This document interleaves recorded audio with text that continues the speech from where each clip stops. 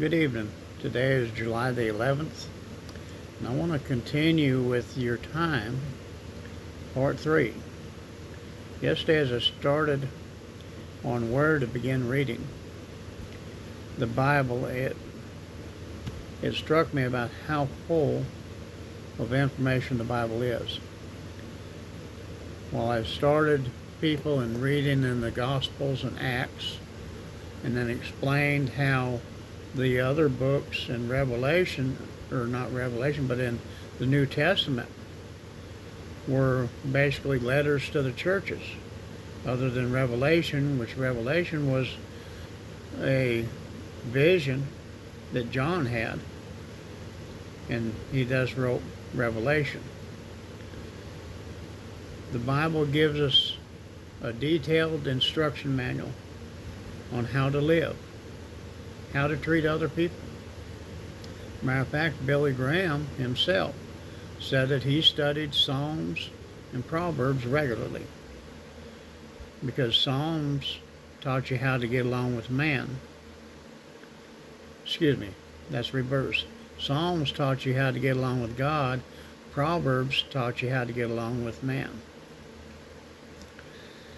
But the Old Testament has so much information that we can use as far as instructions on how to live, plus a historical record that can be followed that goes all the way up from creation to the last prophet, which is Malachi. And then you have basically a 400-year period where God isn't saying anything.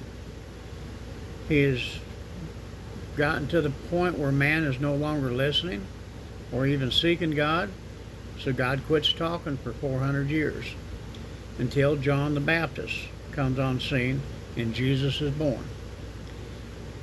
So we have that dead period there. But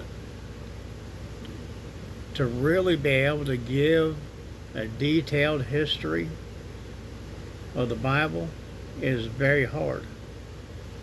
You've got to spend time in it. You've got to study it for yourself. There's plenty of books. I mean, what I'm reporting on here is just barely scraping the surface. You know, the prophets started with Isaiah and ended with Malachi, and that covered roughly a 400-year period. You know, Malachi was the last prophet before the 400 years, with John the Baptist proclaiming the arrival of the Messiah.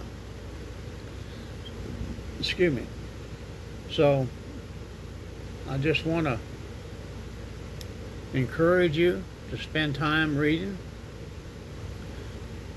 There's plenty of apps that you can get if you have trouble reading. There's plenty of apps you can find that will read it to you, and you can just follow along on the text. So, but you know, there's a lot there, and it will enrich your life. I promise you. Pray blessings over each and every one of you. I love you all, and I will see you Monday. Bye.